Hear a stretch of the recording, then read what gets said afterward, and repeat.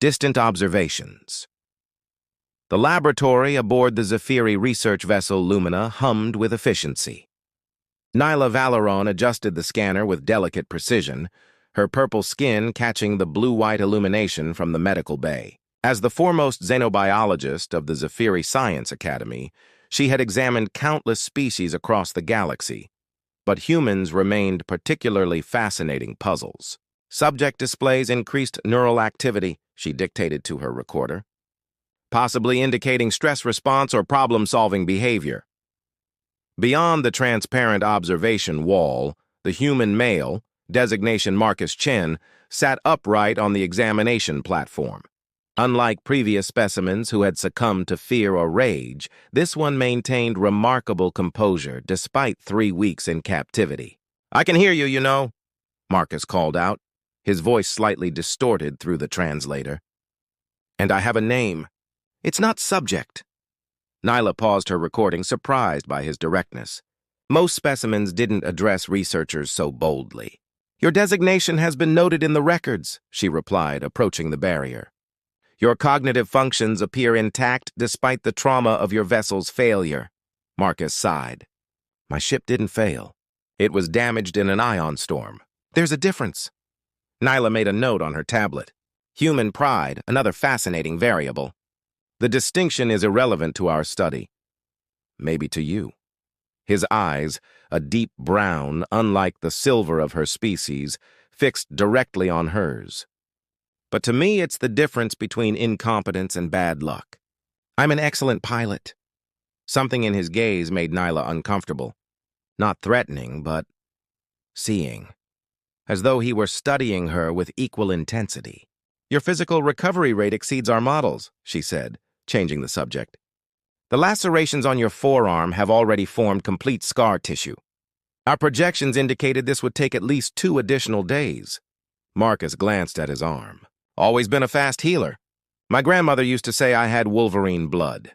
Your DNA shows no trace of mustelid genetics." To her surprise, Marcus laughed, a warm, unexpected sound that seemed to change the sterile atmosphere of the lab. "It's an expression," he explained, "from old Earth stories. A character who could heal from anything." Nyla found herself curious. "Your species creates fictional capabilities to explain real biological functions?" "We create stories about everything," Marcus replied. "It's how we understand the world." Director Krell's voice interrupted through the communication system. "Researcher Valeron, the Council requests your preliminary findings in 1 hour." "Understood, Director." Nyla gathered her instruments, aware of Marcus watching her movements. Later, in the curved conference chamber, Nyla presented her data to the 5-member Science Council. Holographic displays of human physiology rotated slowly above the central table. "Subject displays remarkable cellular regeneration for a carbon-based species," she explained. "Additionally, stress hormones are being processed and neutralized at rates that suggest evolutionary adaptation to prolonged danger." Director Krell, his purple skin darker and more weathered than Nyla's, leaned forward. "Is this specimen viable for the preservation protocol?" Nyla hesitated. "The preservation protocol, their species' last hope against the genetic degradation that had plagued the Zephyri for generations. It required extracting and incorporating genetic material from species with complementary strengths. Preliminary data suggests potential compatibility, but further testing is required," she answered carefully, thinking of Marcus's laughter, the intelligence behind his eyes. Something about classifying him as mere genetic material felt incorrect. "Expedite your research," Krell ordered. "The Lumina returns to homeworld in 15 cycles. We must determine if humans offer the solution we've sought." That night, unable to sleep, Nyla returned to the laboratory. To her surprise, Marcus was awake, tracing equations on the condensation of the barrier wall. "What are those?" she asked, genuinely curious. Marcus glanced up. "Navigation calculations. I'm figuring out where we are based on the star patterns I glimpsed during transport." Nyla studied his work, impressed despite herself. "Your calculations are surprisingly accurate for someone without access to proper instruments." "Surprisingly?" He smiled faintly. You might be underestimating humans, Researcher Valeron. Nyla, she corrected, unsure why she'd offered her personal designation. Marcus nodded, something warming in his expression. Nyla, then. Tell me, what exactly are you looking for in your research? Because I get the feeling it's more than just scientific curiosity. Their eyes met across the barrier, and for the first time in her career, Nyla felt the uncomfortable sensation of being the one under examination. Beyond protocol. Nyla's research expanded beyond standard protocols over the next 7 days.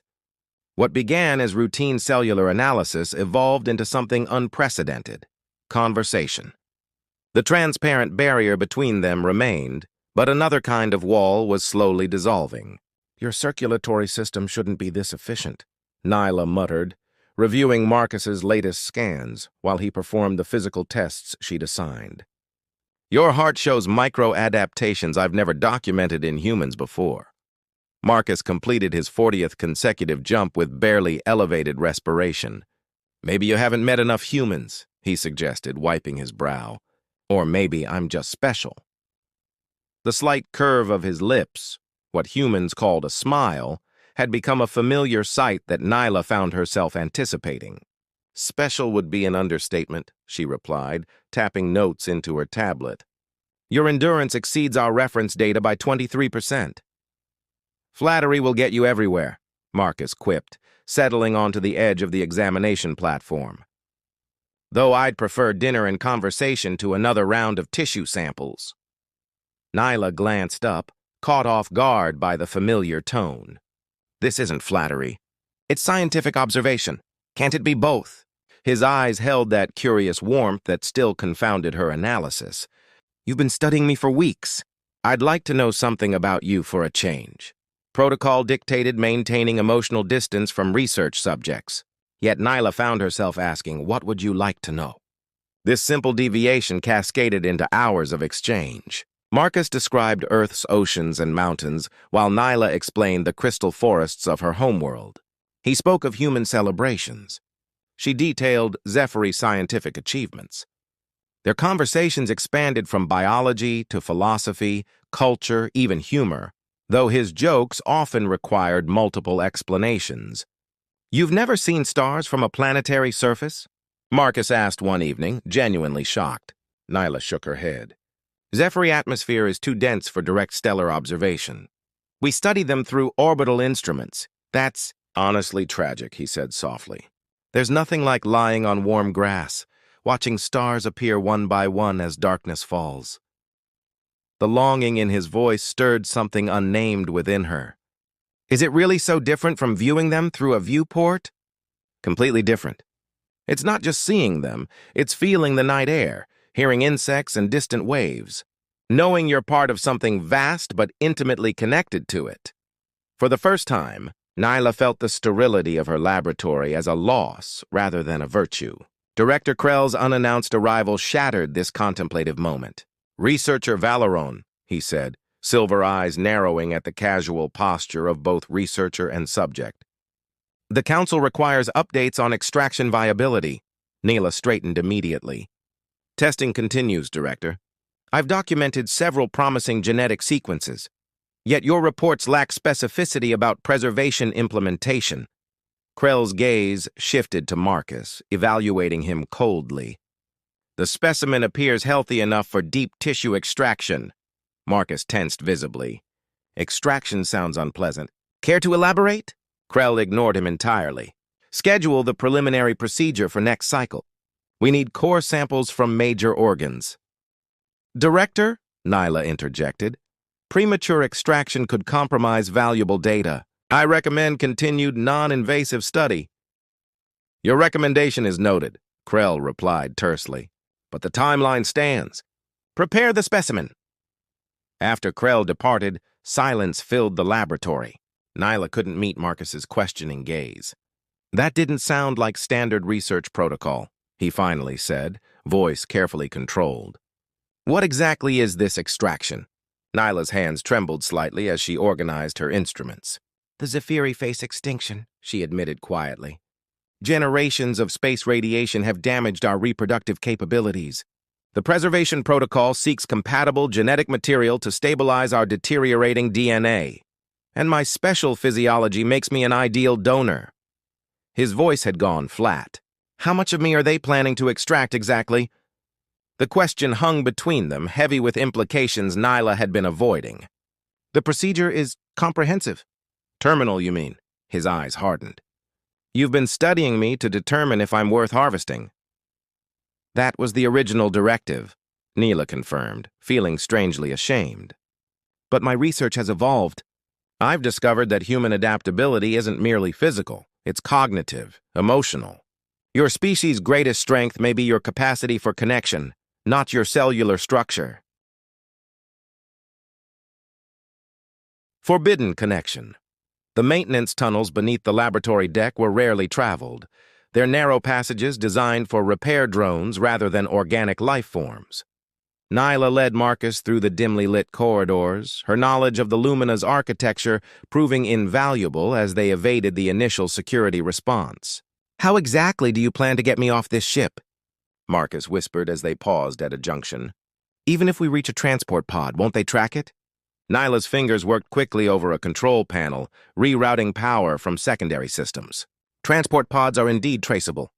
We're taking my research shuttle." "You have your own shuttle?"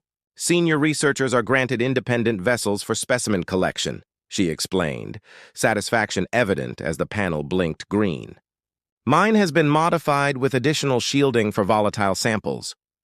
Marcus raised an eyebrow. "Am I a volatile sample now?" Despite their precarious situation, Nyla felt an unexpected urge to smile. "You've certainly disrupted my controlled environment."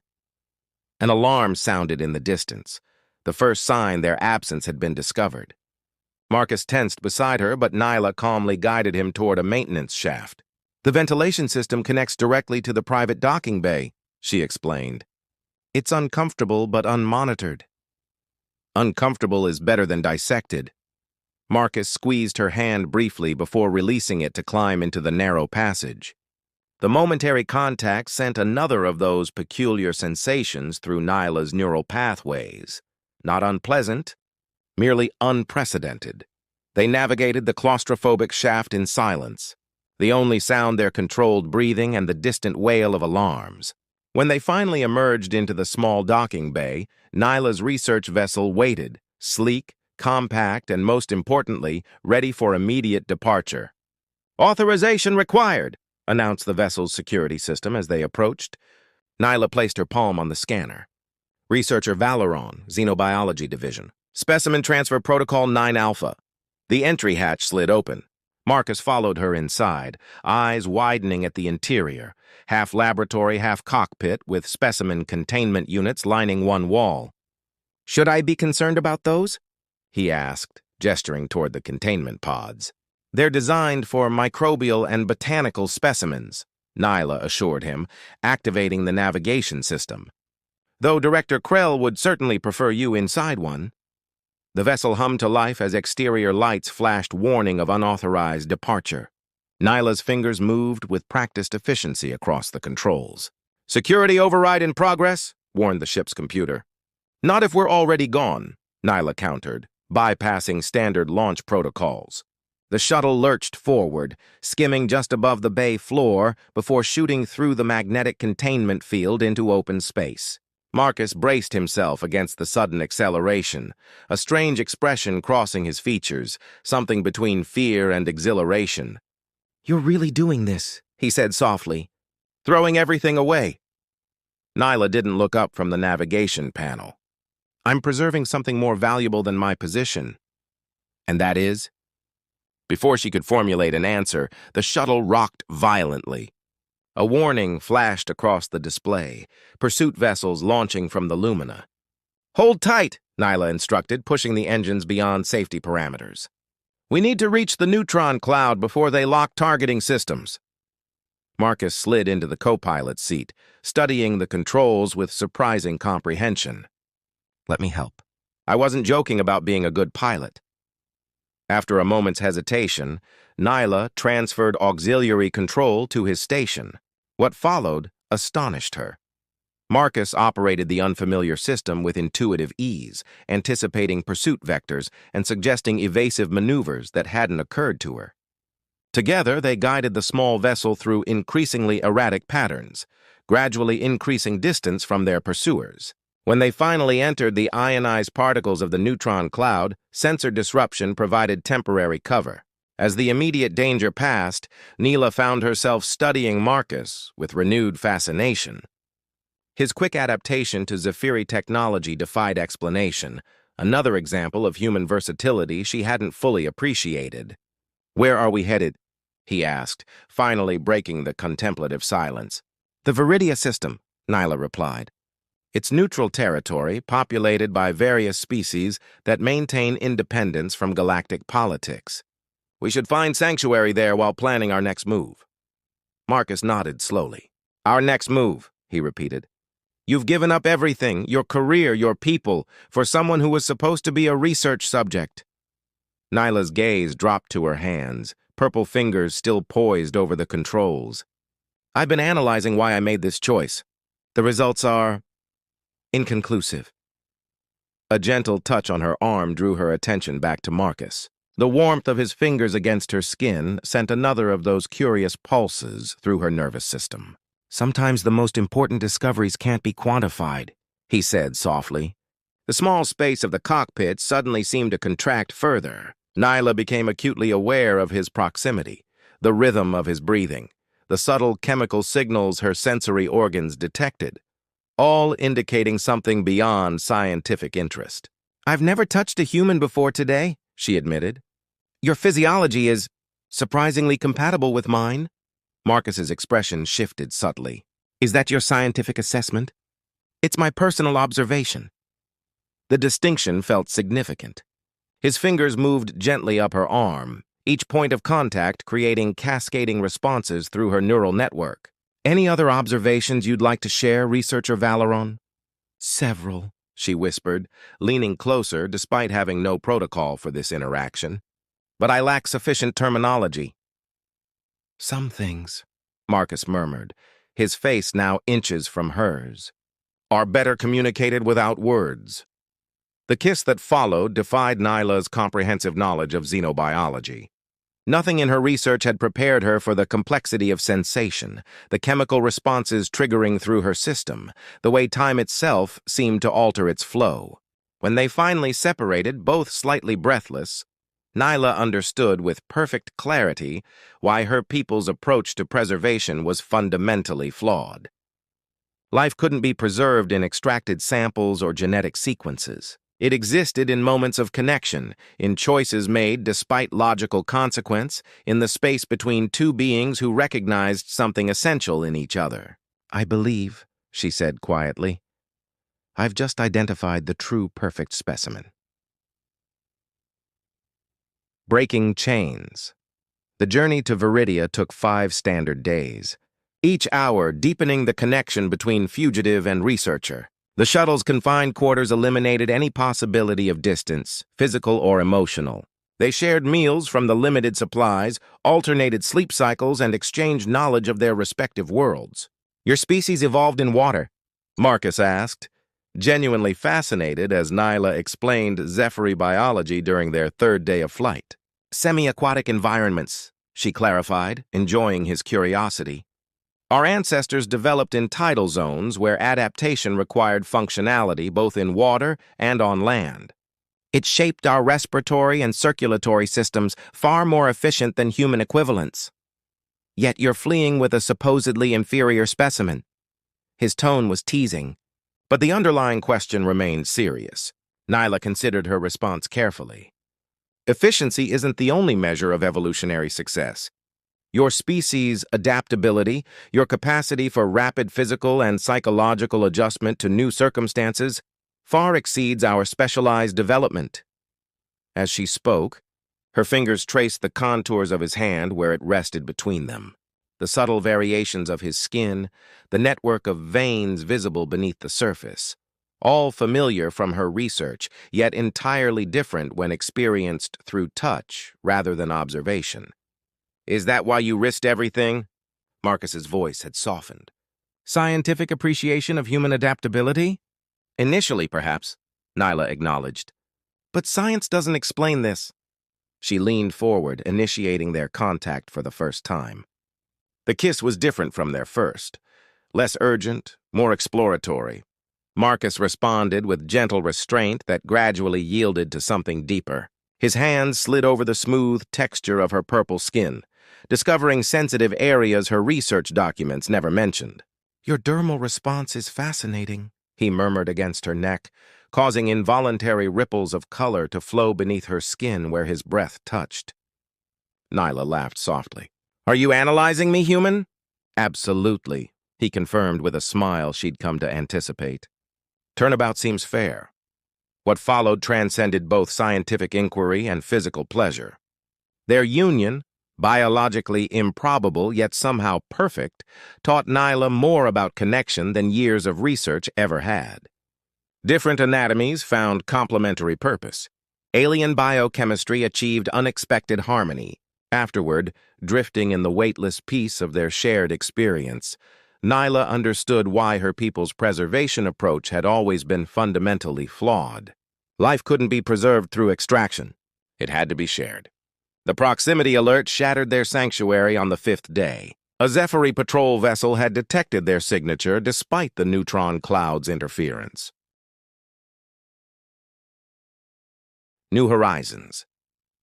Viridia's spaceport sprawled across the surface of the smallest moon in the system, a bustling haven for countless species seeking commerce, refuge, or simply passage between the major galactic sectors. The shuttle's damaged state drew curious glances as it docked in a remote bay, but curiosity was Viridia's primary currency, and few questions accompanied the repair requisitions Nyla submitted. "We should have approximately 72 hours before HFY diplomatic channels arrange extradition requests," Nyla explained as they navigated the crowded marketplace adjacent to the docking area. "Sufficient time to arrange alternative transport and identification." Marcus walked beside her, his eyes constantly moving across the extraordinary diversity of life forms surrounding them. "You've thought this through extensively."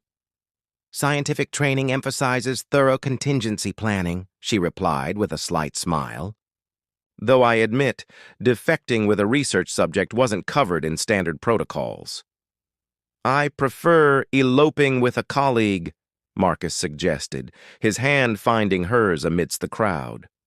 The casual contact still sent pleasant neurological responses through Nyla's system, a phenomenon she'd stopped trying to analyze and simply enjoyed. They secured lodging in a modest establishment that catered to mixed-species clientele. The proprietor, a six-limbed being with compound eyes, accepting their vague explanation about research expedition mishaps without comment. The private quarters were small but clean, with atmospheric controls adaptable to various biological requirements. As the door sealed behind them, the reality of their situation settled fully upon them for the first time since their escape. They were truly fugitives now. Nyla separated permanently from her people. Marcus light years from his home world, both existing in a precarious space between established jurisdictions. "Second thoughts?" Marcus asked quietly, observing her contemplative expression. Nyla shook her head. "Analyzing options. My scientific credentials should secure us passage on a research vessel heading toward the Outer Rim territories. From there, Nyla." His interruption was gentle but firm. "Stop planning for a moment, just be here?" The concept was foreign to her methodical nature, yet compelling. Nyla allowed herself to focus on the immediate.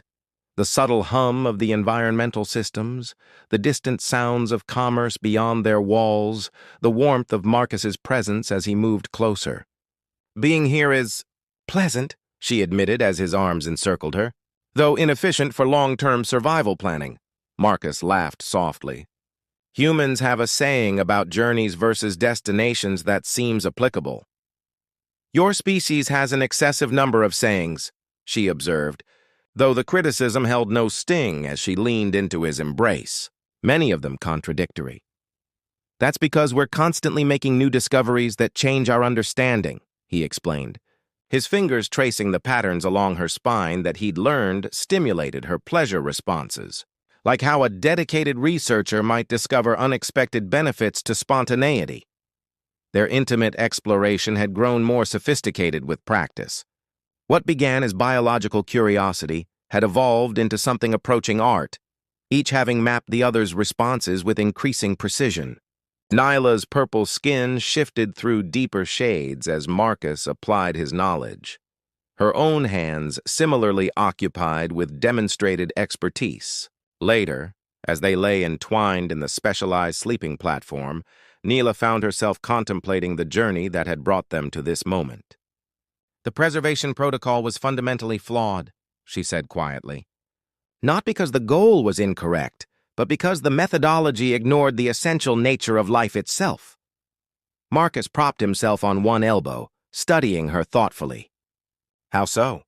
"Life doesn't persist through extraction and preservation. It continues through adaptation and connection." Her fingers traced abstract patterns across his chest as she organized her thoughts. "My people sought to preserve ourselves by harvesting compatible genetic material. Yet we ignored the very qualities that make genetic exchange valuable: the merger of different perspectives, experiences, adaptations." "You're suggesting diversity itself is the preservation mechanism?" Nyla nodded slowly. "Precisely. Homogeneous populations stagnate. It's the introduction of difference, controlled disruption, that stimulates evolution." "So I was the controlled disruption in your research?" There was amusement in his voice. "There was nothing controlled about your impact," she countered with unexpected lightness. "You were the variable that invalidated all previous conclusions." Their theoretical discussion might have continued, but the door communication system interrupted with an urgent tone. Marcus tensed immediately, but Nyla's sensory organs detected no threat patterns from beyond the entrance. "Diplomatic registry," announced the system. "Terran Confederation representative requests audience." They exchanged startled glances. Earth's governmental alliance had minimal presence in this sector. The probability of coincidental encounter was astronomically small. "Except," Nyla decided after a moment's calculation. The door slid open to reveal a tall, dark-skinned human female in formal diplomatic attire. Her expression remained neutral as she observed them, though her gaze lingered briefly on their evident physical differences. "Dr. Marcus Chen, Xenobiology Research Division," she greeted formally. "The Confederation has been searching for you since your research vessel was reported lost near the Zephyri border."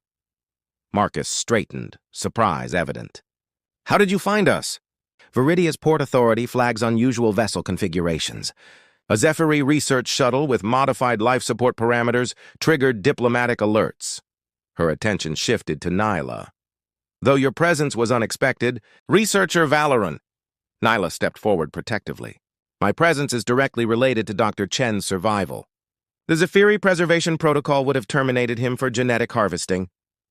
The diplomat's expression softened slightly. "We're aware of Zephyri practices, which is why we've intervened.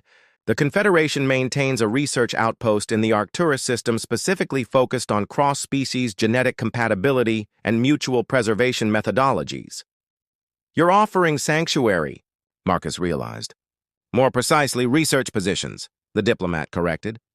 "Your unique partnership represents exactly the collaborative approach our program emphasizes. Preservation through cooperation rather than extraction." The offer was unexpected, yet perfectly aligned with the conclusions they had independently reached. Nyla found herself applying probability calculations to this fortuitous development and finding the coincidence statistically improbable. "You anticipated this outcome?" she stated rather than asked. The diplomat's slight smile confirmed her suspicion. "The Confederation has been monitoring Zephyri research patterns for some time. Your species' genetic degradation concerns us for both humanitarian and strategic reasons. When a senior researcher defected with a human subject," she shrugged elegantly, "patterns suggested possibilities worth exploring." What followed was a rapid reconfiguration of their precarious circumstances. Within hours, diplomatic credentials secured their safe passage aboard a Confederation vessel bound for Arcturus. The Zephyr extradition request arrived precisely when Nyla had calculated and was politely but firmly rejected by Viridian authorities under Confederation pressure. As their transport vessel prepared for departure, Nyla stood with Marcus in the observation lounge, watching Viridia's distinctive triple moons recede against the backdrop of stars. Theoretical research positions within established diplomatic protection, Marcus mused. Considerably better than fugitive status. The statistical improbability suggests intentional manipulation of circumstances, Nyla observed. Your capture may not have been entirely coincidental. Marcus considered this possibility. You think I was placed in your path? I think patterns were established that made our intersection likely, though the specific outcome remained unpredictable. Her hand found his between them, much like genetic recombination itself. A controlled disruption, after all, he suggested with evident amusement. Nyla's skin rippled with subtle color changes, her species equivalent of laughter. Perhaps, though I maintain there was nothing controlled about your particular disruption. As the stars stretched into the luminous streams of faster-than-light travel, Nyla reflected on the journey that had transformed her understanding of both research and connection. What began as clinical observation had evolved into something her previous self would have dismissed as scientifically irrelevant, yet now formed the foundation of her most significant discovery. I've been contemplating a new research paper, she said thoughtfully. Mutual preservation through integrative connection, a cross-species approach to genetic sustainability. Catchy title, Marcus teased, drawing her closer. Though I think your original conclusion was more elegant. Which was? His expression softened as he echoed her words from days earlier. That the perfect specimen isn't defined by cellular structure or genetic sequences, but by the capacity to transform observation into participation, to make connection itself the mechanism of preservation.